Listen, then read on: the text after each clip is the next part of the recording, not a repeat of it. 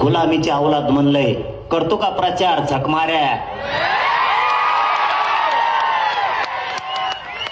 अरे 10-5 लाखाच्या कामासाठी कवरसाठी तू रे स्वाभिमान जागा ठेव रे. तो जातीला घाण बोललं गेलं, घाण.